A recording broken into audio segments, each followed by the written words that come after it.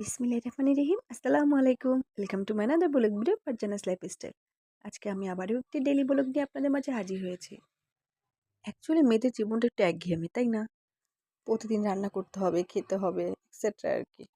প্রতিদিন তো রান্না থাকেই, বাট আজকে যেহেতু ফ্রাইডে, ফ্রাইডে এলেই আমার বাচ্চাদের স্পেশাল কিছু চাই।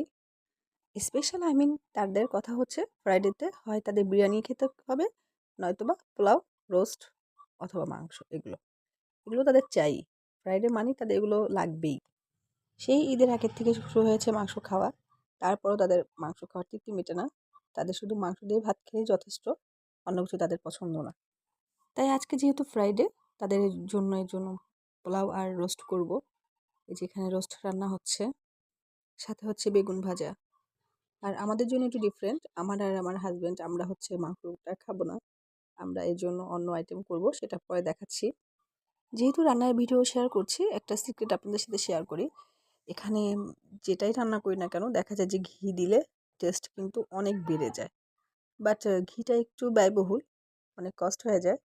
তার জন্য হয়তো অতটা ঘি ইউজ প্রতিদিন রান্নাতে করা যায় না। বাট একটা ছোট্ট ট্রিক্স আছে, সেটা হচ্ছে রান্নার যে আমরা কুকিং অয়েলটা ইউজ করি, ওটার মধ্যে যদি আমরা 1 চামচ ঘি দিয়ে দিই, তাহলে দেখা যাবে কি পুরো তেলটা থেকেই ঘির একটা ফ্লেভার আসছে। এই প্রসেসটা আমরা ফলো করি, বিশেষ করে আমার হাজব্যান্ড যখন রান্না করে, তার রান্নাতে ঘি থাকতেই হবে। এই যে এখানে যে বেগুনটা ফ্রাই করছি, এর আগে এইটাতে কিন্তু রোস্টের মাংসটা ভাজা হয়েছে। এখানেও কিন্তু ঘি দিয়ে ওটা করা হয়েছে, ওই তেলে আবার বেগুনটা ফ্রাই করছি। তো এখানে অনেক তেল থেকে যাবে, এটা ওয়েস্ট করব না। এটাতে আমি আরেকটা রান্না করে ফেলবো। রান্নার ভিডিওটা শ্যুট করে একটু আমার জন্য কষ্ট করে হয়ে যায়, বিকজ আমার ছোট বেবিটা খুব দুষ্টুমি করে। একটু পরপরে এসে এসে চুলার অফ করে দেয়। অনেক রিস্ক হয়ে যায়, বাট কি আর করার, রান্না তো প্রতিদিন করতেই হবে, তাহলে খাবো কি। আর এই রান্নার ঝামেলা এড়ানোর জন্য আমার হাজবেন্ডকে আমি একটা উপদেশ দিয়েছি যে তুমি একটা রেস্টুরেন্ট দাও। তাতে দেখা যাবে যে আমাদের ব্যবসাটাও হবে, প্লাস রান্নার ঝামেলাটা থেকেও মুক্তি পাবো। অ্যাকচুয়ালি রান্নার সময় আমার ছোট ছেলেটা এতটাই কান্না করে, বিরক্ত করে, খুব খারাপ লাগে। আজকে যেহেতু ফ্রাইডে রান্না করছি, তো আমার হাজব্যান্ড বাসাতেই আছে, ও অনেক হেল্প করে রান্নাতে। দেখা যায় যে ম্যাক্সিমাম রান্নাটা ওই কভার করে, আমি জাস্ট হেল্পিং হ্যান্ড হিসেবে কাজ করি। আমার হাজব্যান্ড অনেক ভালো রান্না করে, বাচ্চারাও বাবার রান্না খুব পছন্দ করে। এই যে এখানে আজকে রান্না করছি, এখানে কিন্তু আমি জাস্ট হেল্পিং হ্যান্ড হিসেবে কাজ করছি। রোস্টটা কিন্তু ওই সম্পূর্ণ রান্না করছে। আর এবার আমার বেগুন ভাজাটা হয়ে গেছে, এখন এই তেলেই আমি আরেকটা রান্না করব, সেটা হচ্ছে ডাল দিয়ে সজনে ডাঁটা চচ্চড়ি। এটা খুবই ভালো একটি খাবার।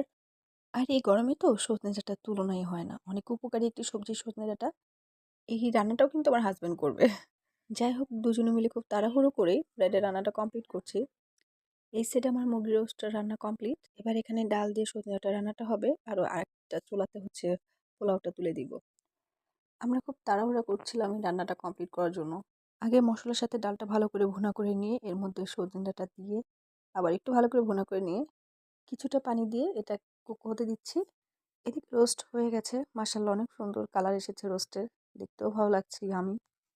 আমার ডাল সজনে ডাঁটাও ভুনা করা হয়ে গেছে, এবার সামান্য পানি দিয়ে এটাকে কুক হতে দিব। আর এই সাইডে পোলাওয়ের আয়োজন শুরু করে দিয়েছি, পানি গরম দিয়েছি, সাথে মশলা সবকিছুই দেওয়া হয়েছে। আসলে আমি যখন তাড়াহুড়ো করে পোলাওটা রান্না করি, তখন দেখা যায় যে পোলাও চালটা না ভেজে এভাবেই পানির মধ্যেই পানিটা গরম করে ওর মধ্যেই পোলাও চালটা দিয়ে দিই। এতে পোলাওটাও অনেক ঝরঝরে হয়, প্লাস খুব অল্প সময় লাগে। তো মোটামুটি আমার সব রান্নাই কমপ্লিট, এখন শুধু এই পোলাওটা হলেই রান্না শেষ।